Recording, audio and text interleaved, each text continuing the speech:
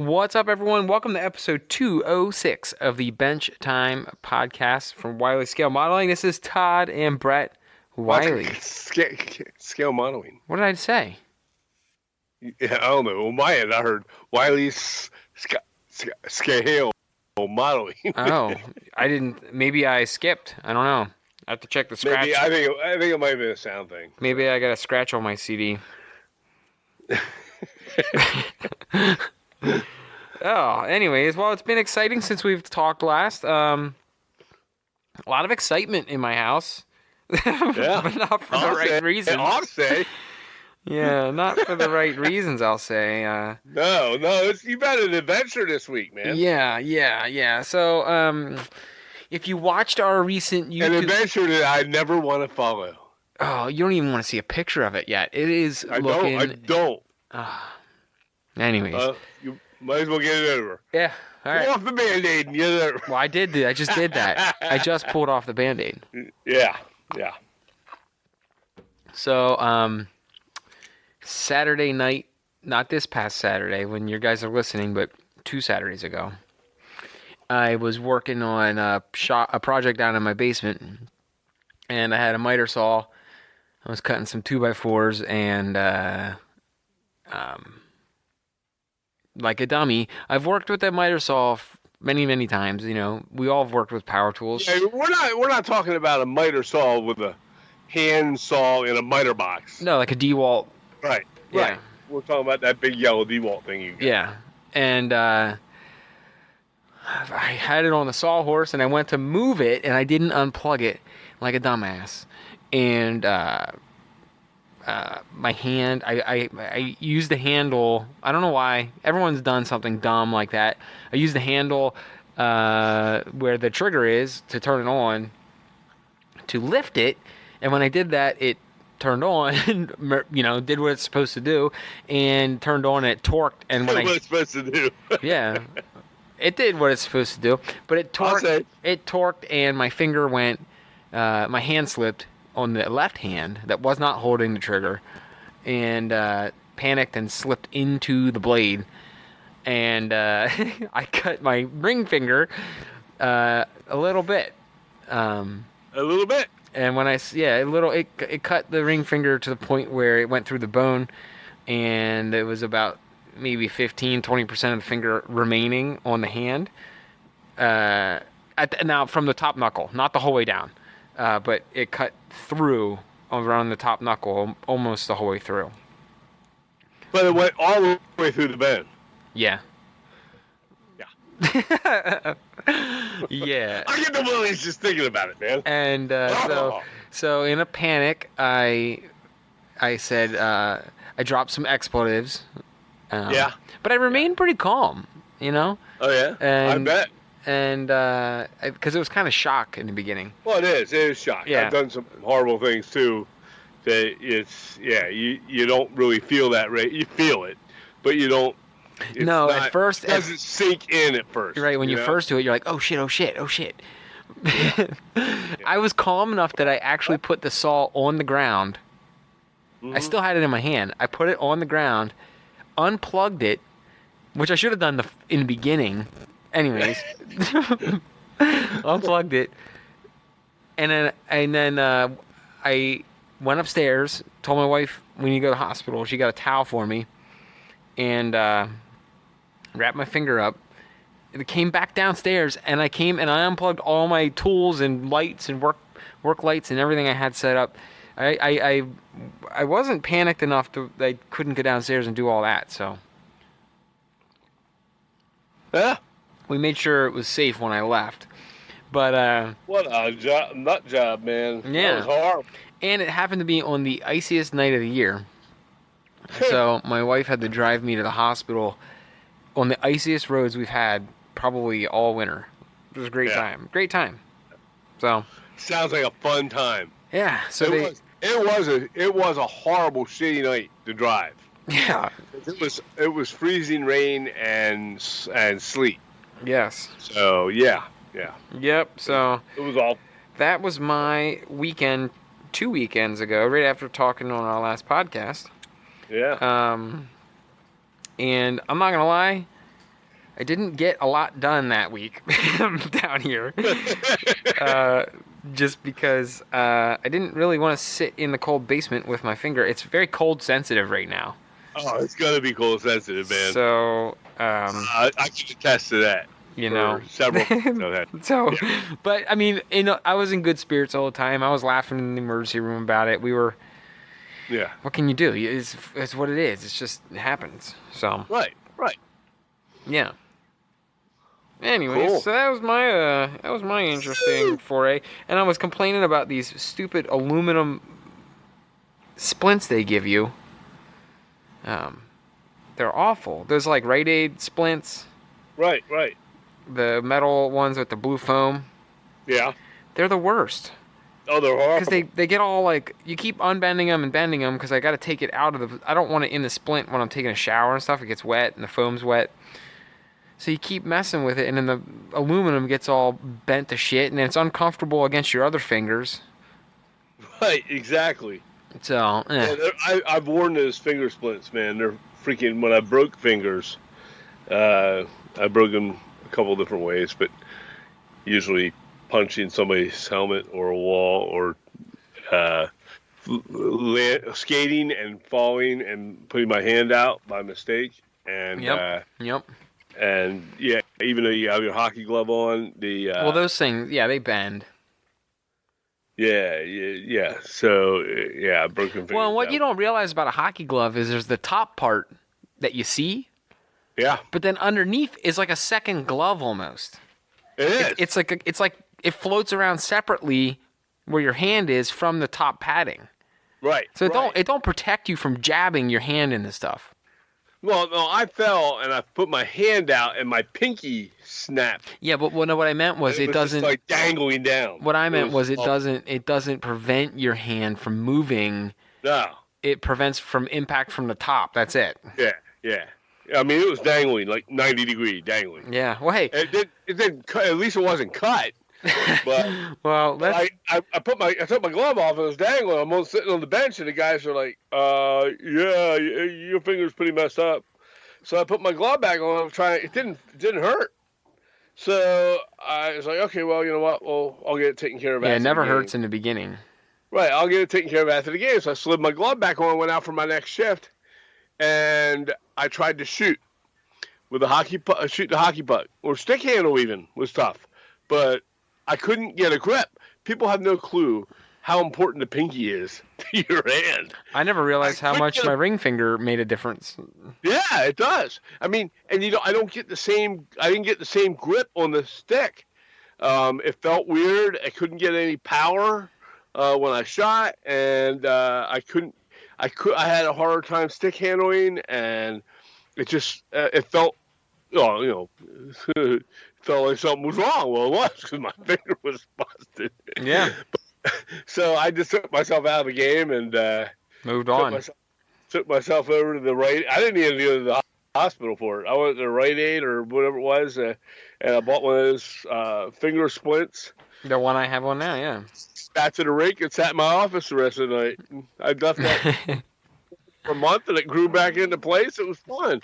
Yeah. Well. Yeah. Yeah. Well, we've talked enough about finger injuries. Let's talk about what we've been working on. Yeah. I've not done, like I said, I did not, surprisingly, after hearing about what happened, did not do a whole hell of a lot the first few days. Right. Because it hurt to hold, my hand hurt, and my hand didn't hurt from where my finger was. It hurt because of the positioning I had been holding my hand. It's just tight. Yeah. So anyways, I did get back to work the last couple nights. Yeah. And I started working on the second of the 2 railroad crossing shacks from Jason Jensen's trains. Right. And I think my next kit is that I'm going to work on that, the one from Mud Creek Models. Oh, cool. The pierogi. Yeah. I have plenty of other ones to work on, but that one's new, and it's just fun. It's a new manufacturer I haven't done before, so it's kind of burning a hole in my pocket to do that one. Burn a hole in your pocket to do that. When you mean it's kind of poking at you, saying, "Hey, let me try it." Yeah, because it's new. Like, I don't know, I just want to try A it. whole pot in your pocket is like you having money and then And you have to you need spend to it. spend. Yeah, yeah, it's a I little knew it. different. Yeah, it's the same thing. It's like if you got a Okay, Christmas gift and you had to open it right away. right. Okay, You know, it's new to me, so I wanna. yeah. You're anxious. You knew what I meant. God damn it! Stop. Listen, you're nitpicking. So yeah, you started working on it. Yeah, so I did not start working on it. I'm finishing up the railroad crossing shack from Okay. Jason Jensen's trains because that is a tiny little building, and I can get it done here in an hour. Right. Um, but yeah, so that's really what I've been doing, and then I did a little bit of cleaning up around the workbench. I did a little bit of I did do a little bit of uh, layout work too, but it was more like laying stuff out Yeah. on that side where we're gonna do where I want to do the forest, the trees kind of Right. scene. I was just starting to kind of move some things around and get some ideas for that section. Um, That's- and then my next step, though, on the actual layout is going to be to do the concrete, finish the concrete that I painted with the cocoon yeah. chalk paint. Yep. I'm actually I want to cut the relief cuts in for the concrete, and I want to get that weathered, and I want to get that ready to make it start looking like real concrete, not just cocoon paint. Right. By the way, that cocoon You can't even paint, buy that shit no more. that's the best stuff. I have a brand new jug. I just opened it. The Where big do you get it? I've had it. Well, Michaels don't sell it anymore. I went into Michaels and they don't have it. I went into one in Carlisle and went to one Wonder in if you can Harrisburg. order it. Neither one had it. I don't know. Art And Minds. I was really disappointed. And I mean, I'm sure there's something like it somewhere. You Okay, can get but it. They did not have cocoon there. Ah, Yeah, it wasn't there. But they have other chalks. yeah, they don't have that one. But Huh. I mean, that's fine. It's whatever. Well, it's good because I got 16 ounces of a brand new jug, and that's all we're gonna need. No, that's true. Yeah. There's other gray. Art Minds has other gray chalk paints though. Well, yeah, gray, but not that. I know. I'm just Concrete. saying you don't have to have all the same color of concrete though. Yeah, I know. The other thing I get that. the other thing you could do is buy one of the light grays from Art Minds, the other light gray chalk paints, and Yeah. add other because it's just acrylic paint. Yeah, you can mix your. You could mix another paint pigment in there, and tone it to more of a yellowy because that is like a sand color. Yeah. It is like a concrete. And what's really cool about that Art Minds cocoon, I know we've talked about this probably 100 episodes ago, but that chalk paint, that cocoon color, Yeah. it goes on almost like a yellow sand color. Right. Like it is almost too sandy of a color Right. initially, but once you start weathering it a little Yep. and you put what was that pigment I was messing with? The asphalt road dirt and the light dust. That's the one. Yeah. The modeling pigment from Ammo. Right. The light dust. It's like almost a white gray. Yeah. That one and the asphalt road dirt, really conservatively, it changes it to a really toned down like sandy concrete color. Not as bright yellow as it is when it first comes Right. out. Well, that's funny you mentioned that. Well, also, you know what else works on it very well? Because I've done it with that. And also, the concrete called Top Coat by Woodland Scenics. Yeah. Okay. You got to thin that also- down though. Not Oh no. anymore. I'm thinking of the AK concrete. Oh yeah. Remember we tried that stuff and it was like I don't use that stuff. It'd be It's better too for- thick. It's, it- well, it's great for the 135th. I was gonna scale. say it's good for bigger dioramas. Yeah, but it's not made for 187. It's too thick for one. Even to thin it down, it's weird. It was too sand. Like you can see the sand grains still. Yeah, and that's fine for any other scale that's larger. But for HO scale, to have that grit in there, it doesn't lend it. So I've seen I'm not gonna name them, but I've seen a couple good modelers that a lot of people know that have used that, and I don't say nothing, but you could tell it just does not look to scale. And you're like, man, everything on your everything when you're building, everything looks awesome, and then you put that on for your concrete, whatever, for the Oh, we did it. sidewalks or the moon. Huh? I did it. I mean, Yeah, you did it right. I And did it understand, around. I did it around the terminal, and I didn't like it. We tore it apart. right, right. And you're looking at it, and you're like, oh, it's just not. Yeah, everything else looks great. That looks not good. It does not look good. And You know what it looked like? so, To scale, it looked like a crushed gravel limestone road, yeah, it was too much. like a state forest road when they drop limestone on the ground for gravel road. That's honestly that was Right. it would have been in our scale. It would have been the scale of like a gravel road.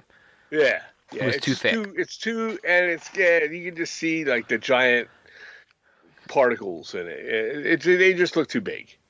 So, but that's what it's. You don't know, and it's just shit's not cheap either. Well, Like but I yeah, said, you take that but same thing and do it on a 1/35th scale military model, yeah, it's gonna look badass. heck yeah, Okay, because it's made for it. That's what it's made for. yeah, yeah. Yeah. Anyways, But yeah, it's funny. The other thing about concrete you were talking about, I'm going to talk about the concrete I'm working on. I worked on this week too. It's funny because that's why I thought it's funny you mentioned it. But what you were saying about when you add other stuff to it for tones and such, you know what works really cool, and I've used it especially on that waterfall diorama I did when I had the spill where the water comes out from underneath the mill. yeah. That's it's painted concrete. But what I like to do with a lot of concrete, even on stuff that water's not necessarily involved with, is use that slimy dark and slimy light green by AK the streaking stuff, the slimy Green grime or whatever. Yeah, Streaking slimy grime? No, it's called slimy grime dark and slimy grime light. Okay. Oh yeah, I have dark. Yeah, and dark's the best one to use. Sometimes the light one's Dark's good bright. because you can always thin it lighter. Yeah, right. Well, I put just a tiny bit on, and then put some mineral spirits on it and spread it around a little bit. Spread the pigments of it around a little bit. It gives it that slight. You know how that brownish concrete has like a slight greenish tint to it. It's barely noticeable. Yeah. And you want to make it as subtle as possible. And you just thin it out as much as you can without taking too much of the pigment away. Mm-hmm. And you kind of make that concrete, give it that slight green tint to it. Not green, but yeah. I mean, it's you know what I'm saying. I know what you're saying. You have to toy with it but once you figure out how to do it, it looks amazingly real. And my dog's crying outside the door. I don't know why that is. I had the door shut because I don't want him in here getting into stuff while we're talking. But yeah. So what else is new? Anything else on yours or? Well, my laptop screen just went black, so we're just gonna keep talking while that does its thing. Yeah, that's scary. But now we're recording. It's back now. We're good. All right. Okay. All right. So that's a thing. Anyways. No, I mean, I was doing, like I said, I was doing some mapping out of. I do want to do a forest scene. I've been thinking about it since the last time we talked about it. Yeah, you said about that. Yeah. And I'm gonna start. I'm gonna map that out a little bit more. We have plenty of trees. Gosh, we made a ton of them, so we can get started on that. Yeah. And I just, I haven't done a lot. I did a lot of track work, and then I kind of took a pause. But I'm going to just start hammering out. I have all these little buildings, too. Like, you've seen them here. I got a ton of little kits. So you have a lot of big kits. I have a lot of little kits, which is fine. I'm okay with that. Because, with my availability on time with the kids and work and everything, right. I kind of like having these little weekend kits I can do. Sure. Or, 2 or 3 evenings I can have it banged out. And we need them. For me, that's and I was going to say, and it doesn't hurt anything because we need just as many little buildings as we do big buildings. Right. So for my schedule right now, like, that's like my cup of tea. Right. Sure. But I'm gonna just start hammering these suckers out. We have plenty of structures to start doing the actual city. So my goal here over the next couple months is to just hammer out as much of this city as I can. Yeah. I'm probably gonna take a smaller, not a hiatus, but a step back from building a whole bunch of kits after I knock out the Mud Creek and a couple other little ones I want to be done with. Right. I'm probably going to take a step back from as many kits, and I'm just going to spend the time actually doing the city. The structure, scenery. Yeah. So that's kind of what I'm excited about. Scenery. Yeah. I'm a little bit more intimidated with the city than I am doing like what I was talking about, like building some See, more. I'm excited about the city part. I'm excited about the city, but I said I'm more intimidated by the city than I am working on like the country end of the layout, where I want to put in some hills and I want to do a big cluster of trees with a shack in them, and like the scene with like a junkyard, or not junkyard, but like a little yard that's like full of junk. I guess it's a junkyard, but yeah, and you know what I mean. Like to me, that I'm more excited to do that kind of modeling on the actual layout, and you're more excited to do the city. So I think I'm just going to start tackling the more rural sections of it. Right. So And that's cool. That works. You know. Yeah, I mean, there's no wrong way to do either one. No. But yeah, it's gonna be fun. But getting the scenery part done. I'm excited about doing that myself, actually. But, well, I think if you don't mind, I'm going to take that hill and tackle it. Do it. And just run with that, because I think I have a pretty neat idea. And like I said, I kind of want it to feel like when you're in kind of that like Western PA, Allegheny. It's gonna sound like a John Denver song. Blue Ridge Mountains, West Virginia. Like, yeah, no. But when you get into like not even that far west, when you get into like just off the coast in any of these towns, Delaware even, when you get back in off the coast, you have all those little farm. Remember when you're coming home from like Lewes, Delaware? Yeah. And or Lewis, whatever the hell they call it. Lewis, you're right. Yeah, when you're coming home from there, you get like a couple miles offshore, and there's all those old, tall pine forests. Yeah. And in between, there's cornfields. And then there's like all those. South Carolina and North Carolina are the same way too. When you get near the coast, there's like those old shacks everywhere, and it's like old farm shacks, and then there's big forest, and then there's shacks in between, and old like ranch homes. I like that concept, except we're gonna have a hill. That's it. Yeah. So, it'll look good. Anyways, I'm gonna tackle that. That is my next step. Yeah. So. Now, at the top of my big hill thing with the waterfall, Yeah. you'll notice I have some like stuff that hangs over the edge of the cliffs and stuff, the green stuff. Yeah, we talked about how you made that. Yeah, if you ever need help with that, or you want me to make you a batch of that shit, I can. Well, You can just place what it I'm on gonna wherever probably you want. do is just I put that foam down to cut it to match the contour of the hill that already exists. Yeah. So I'm probably gonna just cast a bunch of extra rocks and match that rock face. Okay. Yeah. And then slowly blend it into a hill that I'm gonna have a road coming down. Okay. So either you or I can just come over. If you come over and you want, because you did it already. If you want to show me how you did it, we can just knock out those rocks. Yeah, that way we can get everything match up real good. So that'd be good. Yeah. So I mean, we can cross that bridge when we get to it, but Yeah, sure. that'll be down the road too, because I got plenty to get started on that. Yeah. Well, we're not short of any vegetation supplies and things like that. No. I'm just not ready to. I got a little bit before I'm at that point. Yeah, I get that. So yeah.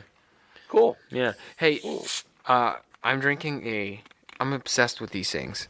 Those sparkling ice Yeah. water things. Yeah. You know what I'm talking about? Which ones? The sparkling ice, sparkling water. Yeah. Yeah, I've seen those. I've had those. Except I found ones that are Starburst flavored. Ooh. Ooh. They're amazing. Ooh. They're so good. Yeah, you like a sick sweet, soury type things. The lemon one is the best. Man, I don't even drink lemonade, man. I like a lemonade. If I drink lemonade, I will have a headache. I swear to God. Yeah. Lemonade, I get a headache. Yeah, you know what gets me with that is if I drink too much of the sweet teas, I can't. Yeah. Those sweet teas, they like give you like a film on your teeth. They make my teeth feel fuzzy too. Like there's too much. It's like I can chew them almost. There's so much sugar in them. I can't. I have a Hop Devil IPA by Victory. I think they stopped making it for a while. Mm-hmm. Now it's back. I remember when we used to get it, they changed the label, and now it looks all, I don't know, it just looks cartoony. They used to have a devil on it. Now they made the devil, it is a thing of hops. The devil's face, and his horns sticking out of it, and the red eyes, but he looked more ferocious before on the old style when they made this. Now he looks like a cartoon. Looks like something, I don't know. Maybe they're afraid of scaring kids or something. I don't know. They shouldn't be, yeah. Yeah, but they changed it to this baby blue color label, and now I don't know. It's got this whole girly feel to it. I don't know. Anyhow, but it's just not. Yeah. It's just it doesn't feel like Hobdevil. It doesn't have that. It doesn't have that anymore. That something about it anymore. You know. It don't make you feel like a badass. I don't think even the alcohol level is the same. It's like 6.7 alcohol volume. I think it was higher than that back in the day. Huh. But whatever. I don't know. Maybe I'm wrong. I don't know. Couldn't tell you. Anyways, I bought some. That's the first time I bought any IPAs in a long time. And yeah. So a couple weeks ago, I got a 6-pack, and I'm down to like 4. That's how many I had. Yeah. I don't drink them that often, though. Yeah. Anyhow. No, hey, that's fine. Enjoy it. Very hoppy. All right. Well, what am I doing? Yeah, explain where you're at with your train station here, because that's been about 5 months already. No, it hasn't been that long. I know, I'm kidding. I have the paint. I have it painted. Okay, the walls. I did all the base painting. I did all the brick color. I used Iraqi sand for the brick color. And I did the brownstone with a mahogany brown by Model Color. Yeah. Iraqi sand Model Color. And the Iraqi sand is for the brick, which gives it a yellowish look to the brick. And then I did the brownstone with the mahogany brown from Model Color. Now, it all looked awesome. I hand painted every window frame, or all not the frame, but the recesses where the windows are, where the brick is everywhere. So it was kind of intricate, and I got it all done. This is that German railroad station, and it's long. It's 39 inches long, and about, I don't know, it's about 9 inches wide with the platform. And the building itself is probably 6 inches. Anyhow, so I did all that painting. And what is that noise? I think it's the dogs tap dancing upstairs. No, it sounds like you're running the vacuum cleaner. Oh, that's my HVAC unit. Oh, okay. But the people on the podcast can't hear it because it's a different mic. Okay, good. So maybe they can. I don't know. So I got all that done. I looked at it, and I'm like, it looked like the original color, the yellow, maybe a little brighter. And I'm like, it's too bright. It's too yellow for me. It's too European looking. Remember one of the things I said before I started this project? Yeah. I wanted to make it Americanized, okay? Which is kind of hard to do when everybody knows it's a German railroad station, and it's a famous one. But I decided I wanted to change that that bright yellow.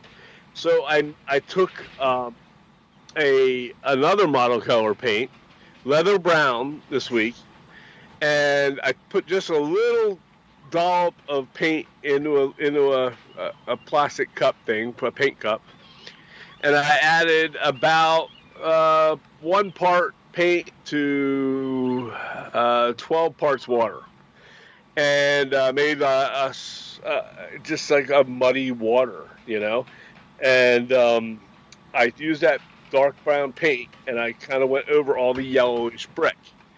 Well, the problem with that is it's not really a problem. It's just that what I wanted it to do was I wanted it to go down into the recesses of the brick where where mortar would be. Yeah. And to give it a brownish mortar, because if you look at the actual photos of the real train station, it gives it has like a brownish mortar between the yellow bricks. Well, what ended up happening was it darkened the bricks. It did go down in there, and you can see the brown mortar in the bricks. It looks good. Okay. Well, you saw it the other day. I did, yeah. But what it also does is it tones down that yellow. It's still yellowish color. It still looks yellow, yeah. Yeah, but it's more of it's toned down, like almost a brownish yellow.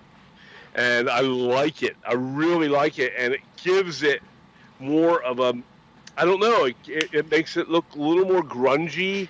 It doesn't look fake. It doesn't. Yeah, I was gonna say it doesn't look weathered like it's been in the. What was that analogy we used the other week when you were talking about that? You and I were talking about that comment that you had on your hot dog cart, and it's not. Yeah. It's not weathered like it has to be looking like it came through the apocalypse, or whatever, terribly beat up. But it is weathered enough to where it looks old. It looks old, but well taken care of. Yes. And it looks like it's been sitting outside for 50 years. And it looks like the brick that you would see on American buildings. Right. If you build it with a lighter brick color. It's been through a few seasons of weather. Yes, exactly. But then again, it's not like it's unkempt. It looks like a respectable building still. Exactly. Yeah. And now, I didn't weather the brownstone part at all, and I'm not going to. Because it looks, the brownstone part with the mahogany brown turned out amazing. It looks like brownstone, right? That you would get on a building, a brownstone, stone structure. But that turned out awesome, and so I'm not I didn't change that. I didn't weather that. I'm not planning to weather that much. I have to weather the roof. It's all black right now. I have to weather the rooftop, and I'm not going to over-weather it, but I'm going to add some dusty grays and stuff to it. No browns. It's still black, because when you look at the actual photos of the building, of the real building, it's a black roof. Okay, but I'm going to weather it so it doesn't look like a plastic black roof. It is primered black now. I did that when I first started building it, and then I went over it with some acrylic black over top of it, and I made it all a new, it looks like a dulled down black, a flat black, yes, would be the answer, or the word to describe it. So I have to paint some of the detail parts on top of the roof, like the vents and stuff, and then I'm going to weather the roof. I think I'm going to do some pan pastels, that type of thing, to weather the roof in streaks in little places, okay, and lighten it out just a little bit so it's not pitch black, but not too much. I'm not going to overdo that either, and then that should wrap that part of it up. I have to do a canopy for, like an awning canopy that goes on the actual loading platform, the passenger platform in the back. Right. I'm gonna make one of them. I have to make that and put that on there. The one was all busted to shit, and now I'm going to create one with some styrene plastics and some leftover parts from the original. And I have a plan for that. But that's something that's going to be on my radar here in the next couple weeks. As far as the painting and the weathering goes on the building itself outside the roof, it's ready. So yeah, I'm good with that. I'm very happy with how that turned out. I like it was like almost another happy accident. Mm-hmm.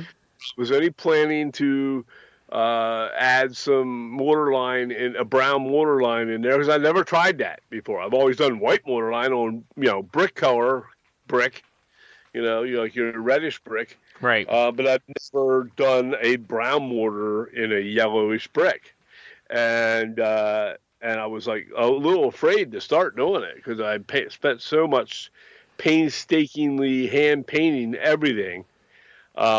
That I was afraid to ruin it. And at first I thought maybe I was ruining it, but now that I'm looking at it and everything, it really I really took to it, So it doesn't look like a toy anymore. I painted concrete around the actual foundation, and I found it's the first time I tried airbrushing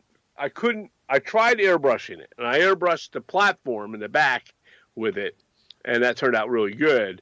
But when I got closer to the actual walls and stuff, I hand painted with the same paint, the same concrete.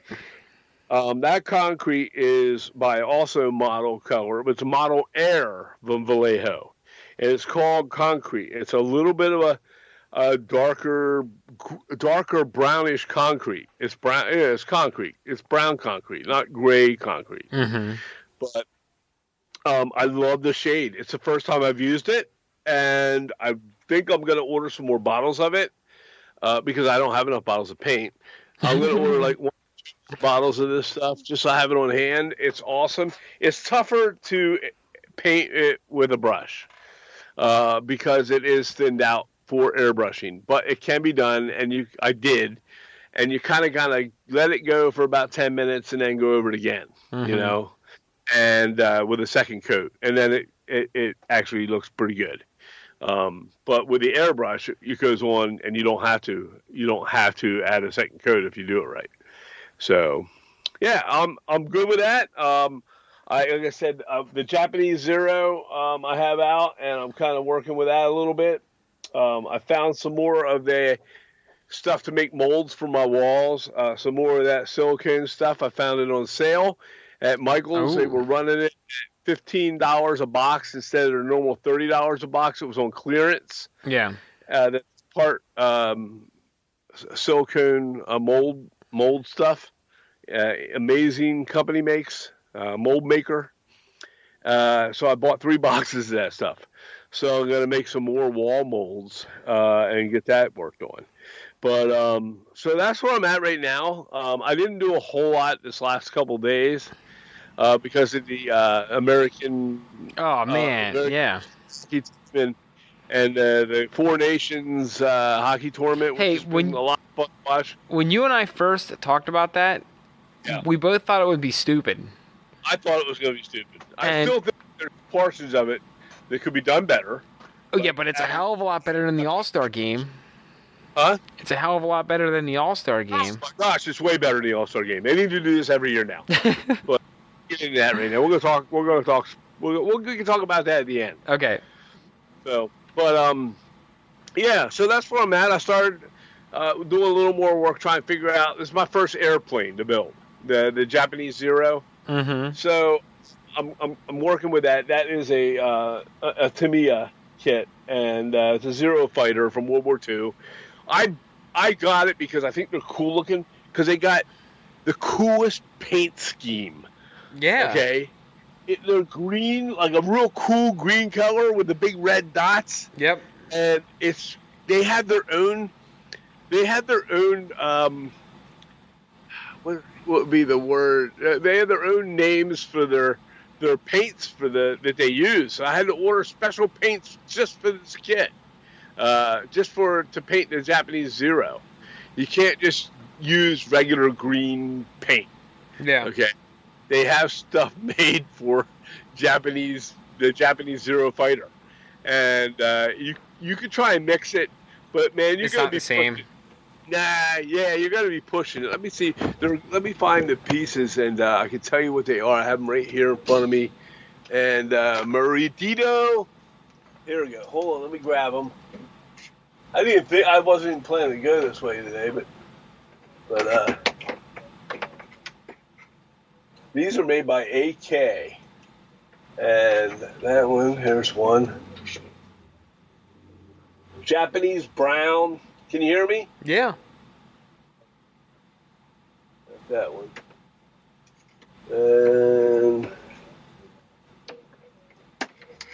damn.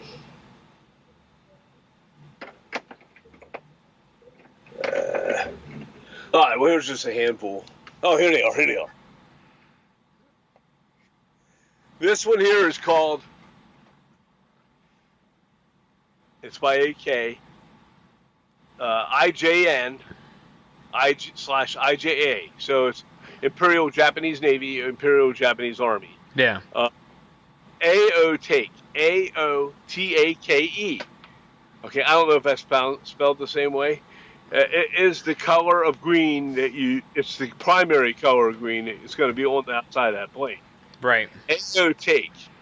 Okay, I don't know how to pronounce it, but You're doing good. looking it up. And then they have another one that is a gray indigo color. Who makes them? Blue. These are made by AK Interactive. Okay, they're the third generation formula, and they're good. This one here is called Heron Shuka, gray indigo. It came as a set. And I'm looking them up.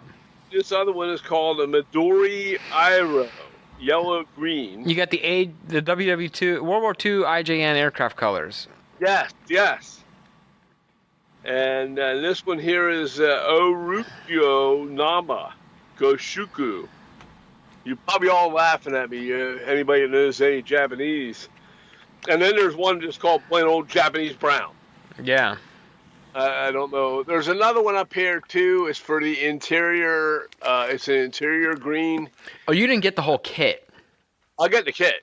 The World War II IJN aircraft colors. Yeah. If I'm not reading the same colors that you just read. Huh?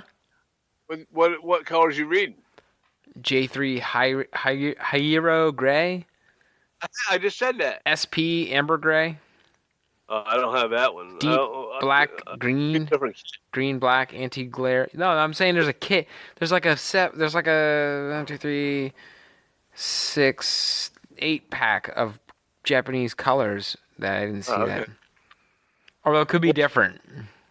Yeah. Huh. Anyways, it's the Air series. It's called the AK Air series. So anyhow, I got these things. And, yeah. So, we're going to see how they go. And I'm looking forward to trying them as well. I also have some other ones. What's this other Japanese one down here? These are made by MiG. Oh, here we go. Mitsubishi Green. IJN. That is by AK Interactive. This one is, Nakajima dark green. So I got a couple. Nice. Got a bunch of them. But they are the prettiest color greens I've ever seen. And like I said, I'm really looking forward to trying them out and doing this. Oh, I found it. Plane. I found it.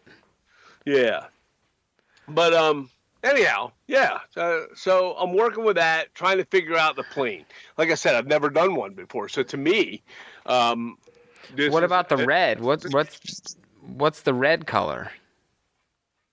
The red. Or is it a decal? Oh, you mean it's going to be a decal on the... Gotcha, okay. Yeah. Yeah, man, those planes look badass. I like the one that has the desert camo color, the brown one. I have this Zero fighter, so... Well, you have a Zero fighter, but I'm saying they have two of them. Yeah, mine's the Mitsubishi A6M5 Zero fighter. A6M5. I'm going to images. Oh yeah. That's the real pictures of it are awesome. Yeah, yeah.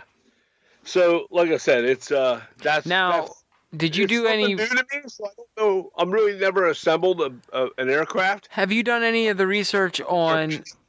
Huh? Have you done any of the research on the ones that have the red zero with the white border, and the ones that have the red zero without the white border? Well, this one has your option. Yeah, I can do the red zero with the white border or the black border. I wonder what the difference was. I didn't even really look at the decals at all on this thing. Shit, I'm trying to find the decals on this thing. Oh, there they are. So yeah, there's a whole mess of options on the decals. I'm not pulling them out of there because they're covered. But some are white with the white dot, the red dot with the white around the outside of the dot or the outline, and some have the black, and then there's one that has none. So I don't know.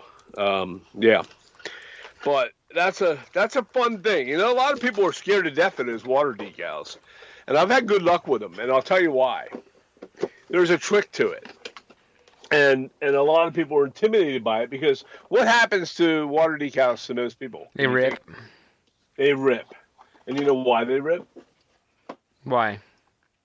Because a lot of times, most times when that happens, it's because they get soaked for too long in the water. Yeah. Okay? You only want to leave them in until they start to loosen up and seal them maybe. If they start sliding off of the paper, which is okay if that happens, you need to get them out of that water as quick as possible. Okay? And in that case, you need to try and slide them back onto that backing that they have. I don't let them get that far. Hey, okay? I found a explanation real quick of the dot. Yeah, okay, go ahead. So the no border was early years of the war, roughly until mid 1942. The zeros typically had a plain red in it. I'm gonna probably get this word wrong, but a Hinomaro with no border. Okay. Even after the introduction of the white border, some aircraft may have continued to fly with the original no border Hinomaro, due to existing stock, blah, blah, blah. But then here it says the white border was introduced mid-1942 to make the aircraft more visible to friendly forces. This was particularly important as the war progressed and the risk of friendly fire increased. And then the black border, it says not much about it. Some people suggested the black borders might have been used on aircraft to assign special units or roles, but it's not definitively confirmed. That's the only information they had on that. Oh, okay. That's interesting. But it's so cool. Like midway through the war, they started putting the white circle on it to make it more visible from the ground. Yeah. Well, hey, even the United States during World War II used their star changed and how they labeled jeeps and tanks and things like that. That all changed from year to year. I mean, on lots of markings. Yeah. That the Allied forces used the same. Everybody associates that star on a jeep or a deuce and a half truck on the doors. They associate that with the United States of America, but that star was used by the British and by not the French. I don't think the French did their own kind of thing, of course. And but the star was done by the British as well. Yeah. So it wasn't just an American thing. I think the Canadian forces even used the star on the hood. A lot of the Allies did. Yeah, on the hood of their vehicles. So and then some I personally think it was stupid to put it on at all. Because, and I don't know if they're even doing that today, but it's best not to put the marking on. You know why? It's easier to figure out who they are. Yeah, why be a target, right? Shoot the shit with the stars, right? I mean, come on. I mean, it kind of goes back to even in the Civil War when they had the flag, and the flag bearer would constantly get shot because he used the marker.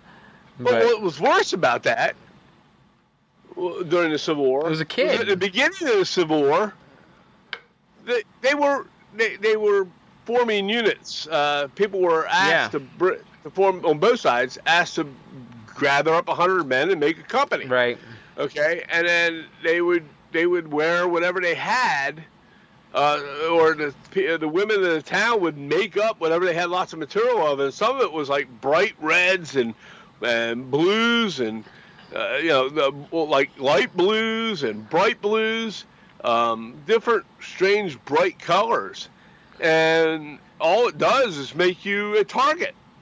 In the beginning of the war, also they had sharpshooters. Okay, and the sharpshooters from the Union wore these bright green colored uniforms that set them apart from the rest of their unit they were out there with. Yep. So what am I aiming for if I'm the enemy? Sharpshooter. I'm going to shoot the sharpshooters wearing that look like Peter Pan. Yeah. You know, and it was like a green, like Peter Pan green. So why wouldn't you shoot them first? I don't have any clue. That's stupid. Yeah, and so they stopped doing that. The Zouaves, during the beginning of the war, up until like before Chancellorsville or Gettysburg, they were wearing the Zouave uniform. Some did still have some by the time Gettysburg came around, but they were these bright red and blue, fancy Zouave uniforms. You have to go look them up. Zouaves, and they would go out there onto the field, and you're a target. Well, they stopped doing that after a while. Also, those uniforms wore out. You wear them every day. Yeah. So, it's like we wear the same clothes every day. Well, shit's gonna wear out, right? But they stopped doing that midway through the war, and same deal there. Well, why? Like today's armies, you don't put the insignias on your vehicles, and you might put numbers or something on it, small, so you can number your vehicles and for deployment and stuff, moving out your, and organizing your trucks and vehicles. But to be honest with you, you don't want to put insignias on much anymore. The soldiers even pull insignias off their uniform. Right. You want to the rank? Yeah. Who am I going to shoot? Am I going to shoot the private, or am I going to shoot the captain or colonel that's guiding them? Yeah. Yeah. So I mean, anyways, that's neither here nor there. Yeah. Anyways, I'm working on the plane. It's new to me. Yeah. So I'm trying to familiarize myself with the parts and how they're going to fit and all that, because I don't want to do some janky type of thing. I want to look good. You want it to look good. Yeah. And so I'm going to exactly. I want to do half-ass. I'm sure it's going to look half-ass compared to other people's that have been doing it for a long time. But I'm excited about doing it. You'll do fine. Outside of that, that's what I got working on right now. Sweet. So, hey, real quick, I got all those kits to build too for our layout. But I know. Real quick, what I got tips. The name.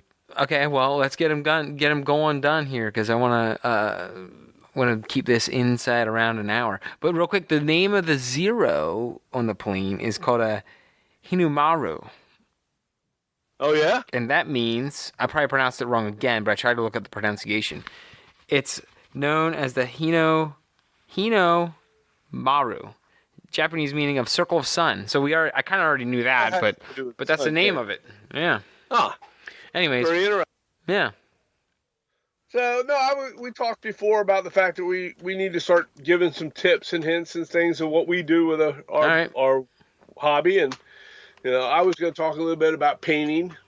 And I have several things there, but, Well. Just some things that might help people with their painting. Well, what is it? Well, first of all, everybody knows, as I've talked about before, I like to paint with a wet palette. Okay, a wet palette is it's a tray with a sponge in it of types, and you can make one that way, and a parchment type paper on top, and in the cases I use, I buy my paper already cut for the one I have by the company that makes mine. But there's lots of wet palettes out there. You can make your own wet palette. It's a sponge that's soaked with water, and then you put the parchment paper on top of it, and you soak the parchment paper down so it soaks through the paper, but it sticks to the top of the sponge. And then you put your paints, a dollop of paint on your sponge. It keeps your on top of the paper. Mm-hmm. Well, what it does is it keeps your paint moist. So when you close and seal the lid on it, it keeps your paint from drying out, and it can last a week or two if you do it right. But you generally have a day or two working time with them. Okay, Right. I like it because it constantly keeps my paint moist as I'm painting. One of the key tips to painting I'm finding out, okay, especially with a wet palette, but any type of paint, no matter if you have a wet palette or if you don't, and even if you do use a wet palette, you need to remember this. Prior to putting your brush into your paint, you need to put water on your brush. Okay? Add water to your brush before you dip it into your paint. Okay, and make it moist. It needs to be moist. The bristle needs to be wet, and then you drag it into your paint dollop there, and you twirl it around a little bit. Don't get up into the fennel of the paintbrush, but the ferrule of the paintbrush. But you get it on your brush, but make sure it's wet. Always make sure you get a little bit of water or some dampness into your brush first, because what happens is it gets the paint wet, thins it out just a little bit. You don't want to overwater it. You'll learn how to deal with it. Right. But it helps it come out of the brush and onto your paint, onto what you're painting, your surface. And it does so smoothly. It gives you a nice flow. It allows your paint to flow off your brush and onto your surface. And I love to work with that now, try and figure out. You have to play around with it. You have to get the right amount of water, but never take a dry brush and stick it into straight paint and then try and paint with it. Right. Because what's going to happen is number one, you're going to waste a lot of paint. Number two, it's going to be too thick. Plain and simple. And I don't care what damn paint you're using. It's going to be too thick. So make sure you dip it into your water cup or water source a little bit. You don't have to. You could take some of that, tap it against the back of your hand when it's wet, and take just a little bit of that water off, and then put it into your paint, and just kind of pull back on it. Run it through, drag it through, get some of that water mixing with the paint, and you can go back into that same. You don't have to every time you go to reload your brush. It doesn't mean you have to put water on it, okay? But at least you have water in your paint now on your palette that you're using, whether it's a dry palette or a wet palette. Yeah. And then allow that water. Make sure it's mixed in good, and then you allow that water to be the flow.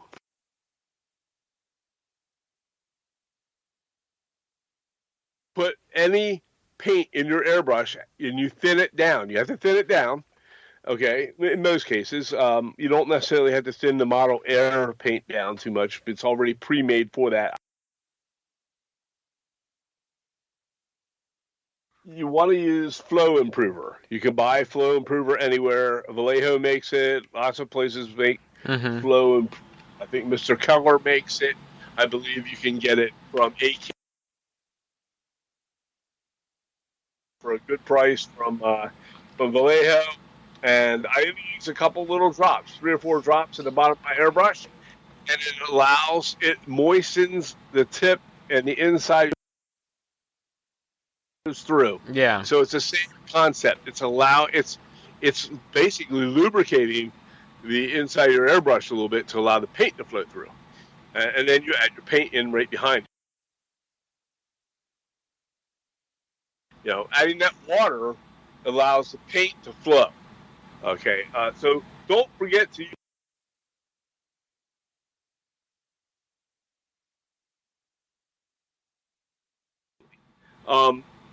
I've noticed that when I take the paint off and I have like a little bit too much paint on. What do you do when you have a little bit too much paint on your end of your brush, Brett?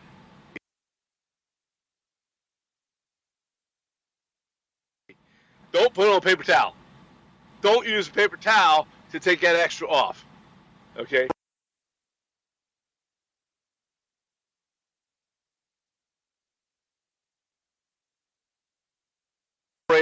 of those stores, you get a little short microfiber towel. Yeah. Okay, and take it off on that. Yeah, it's paint, and you can wash it right out. Okay, wash it. You can wash those things just acrylic paint. It's going to wash right out of that towel. Mm-hmm. Okay, this is why when you use paper towel or run your brush across that paper towel, it moistens that paper towel. Fibers off of that paper towel, and it makes little tiny dots. You're painting, you'll get these little spots that are a mixture of the paint and the dust off that paper, and it'll look all janky on your model. So I either use a plastic lid, like off of out your from your trash, your kitchen trash, like a plastic container with a lid top that you throw away, like a butter lid or something like that, right? Just use that and take it off on that. You can always just rinse it off when you're done, and reuse it. Or I just sometimes use the back of my hand on my thumb, okay, and just run the paint off of there a little bit. You'll wash your hands when you're all done, right? And take it off. There's no paper fibers on my paper towels. Are horrible because they leave these little tiny dark dots and stuff all over everything, and that's because or you get like these floater stuff in your paint that dries on it, or it gets crusty. It just gets, you get little crusty junk shit in your paint, and it looks bad. Right. So you want a smooth, professional-looking paint job, try and avoid clean your shit off on a paper towel. Okay. Noted. That's it on that. Okay. Also, the crusty stuff on paint. Well, this is the tips about paint crust.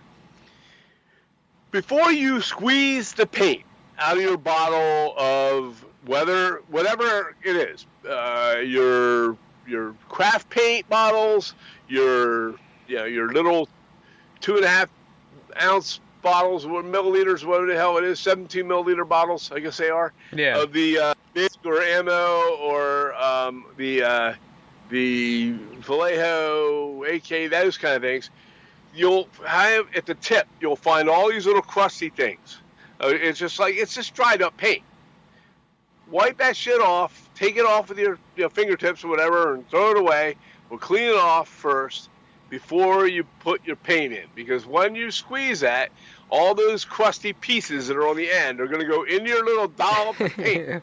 And now you got this chunky shit that's going to be coming off your paintbrush on your model. Mm-hmm. It's going to look stupid. Okay, and I don't care what you're painting. You can be painting a plastic model. You can be painting a wood structure kit. Okay, get the crust off the bottle before you squeeze the stuff out. And that, you see one of the craft paint, the big giant chunk of paint on the top of the thing right around the hole. Yeah. Chip that shit away with your fingernails or something. It should pry right off. But don't just keep squeezing it out and not cleaning it off. That's how you get the gunky stuff in your paint.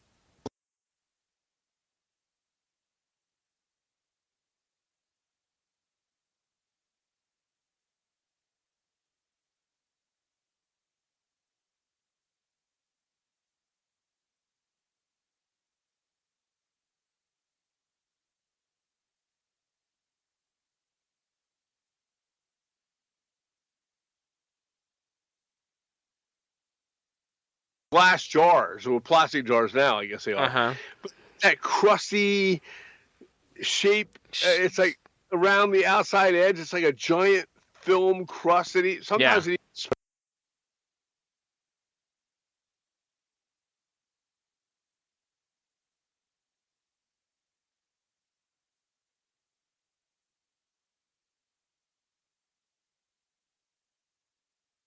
around the edge and let it fall inside the jar, because now you got to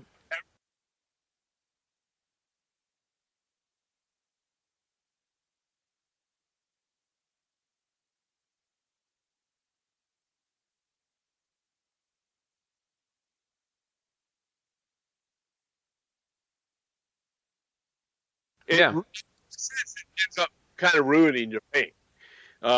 So from the bottom up, take your finger, whatever, or some kind of a.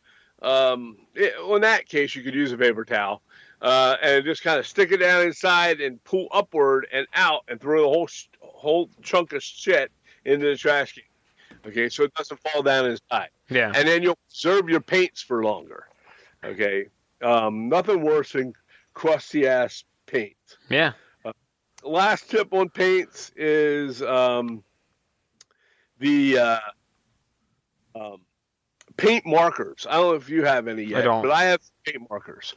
Okay, I got some from a company called Galahari. They make my airbrush. Yeah. But they also make these really cool metallic paints in paint markers. I have a set here. I bought the set. It's not even really expensive. They're really, really sweet. They are metallic colors, and they have like aluminum, stainless steel, dark iron, gunmetal, zirconium black, red copper, dark gold, scorched gold, and flashy gold. Okay, so those all came in this paint set, and I think it cost me like $13 or something like that. And they're bottled. It's in a nice little container that you can keep them in. But they come to you and they're upright. And I also have paint markers, real color paint markers, in different shades. I picked up in the hobby store as well. They make another excellent paint marker. If you buy these paint markers, they're awesome, but you want to keep them awesome. And at the end, they're just like a magic marker in a way because they have a felt tip at the end. Right. Okay. And you depress that felt tip and the paint goes into it, right? Well, when you're storing them, store them so the cap is down, okay? Not up. Don't store it with the cap up just because it has a pretty color on the top and you can decide.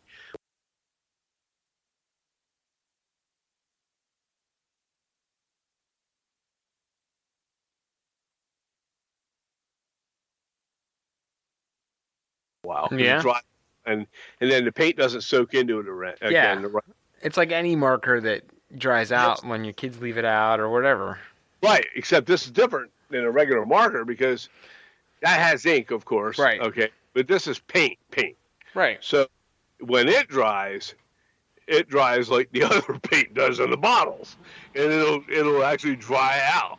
You know, so you don't want that happening either. Especially in milk. So anyhow, that's my tips for today. No, those were good. Yeah. Paint tips. We started the podcast talking about fingertips, and we ended the podcast talking about paint tips. Paint tips. Yep, I didn't even get to like primers. I was going to talk about primers and some glue tips. Well, let's do it next week. We're going to save that for next week. I got some tips on gluing. We may have a guest. We'll see. Okay. But yeah, so we're going to work on some of that. But anyhow, that's it. Perfect. That's it for me. But yeah, all right. Easy, quick. Yeah. All right. Yeah. Well, tune in next week for more paint tips. No, and hopefully my fingertip is better by next week too. Anyways, all right, guys. Thanks for joining. All right.